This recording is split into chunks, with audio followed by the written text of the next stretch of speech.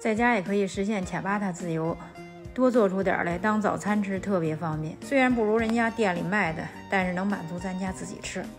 今天我做这是牛肉菌菇恰巴塔，切点牛肉粒儿，糖、五香粉、松鲜鲜调味料、蚝油、酱油、白脂粉，给它腌一下，还可以放点胡椒粉啊，我忘了。蛋清，这是做面包剩的蛋清，这不是3个蛋清啊，1个蛋清，最多也就1个蛋清。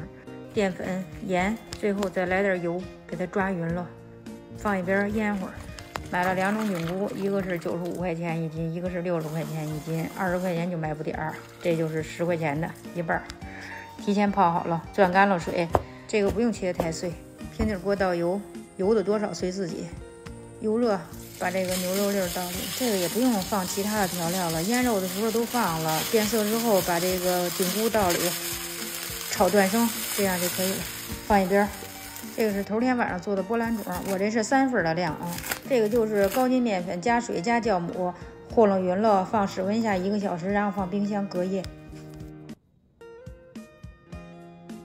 把屏幕上打的除去盐和油都放这面桶里，开始打面。面打到不沾这个面桶底儿，加油和盐，然后转2档打，让油和面完全融合了，再转4档，再打到不沾缸底儿。放到抹了油的醒面盒里，简单的整理一下，醒发半个小时。半个小时后，把面稍微抻平，铺上炒好的菌菇牛肉粒儿。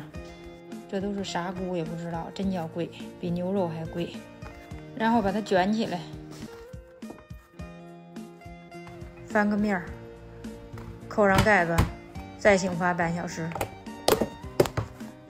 再这样暴叠一次，4周。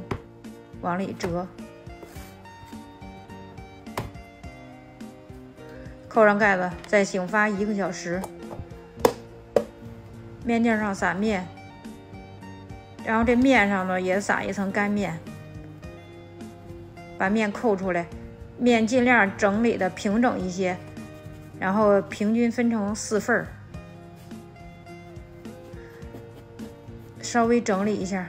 把这个切口处那个让它有点面，免得粘，放到烤盘里，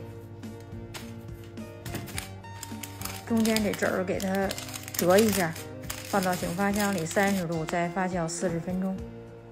发好了之后，给它用这个板儿放到这个烤盘里。我最怕的就是这样，又粘了，一粘它跑气就不鼓了。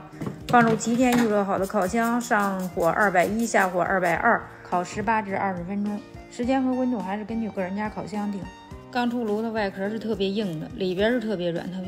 看看自己做的料足不？大块的牛肉粒儿，颜值不够，我这能卖多少钱？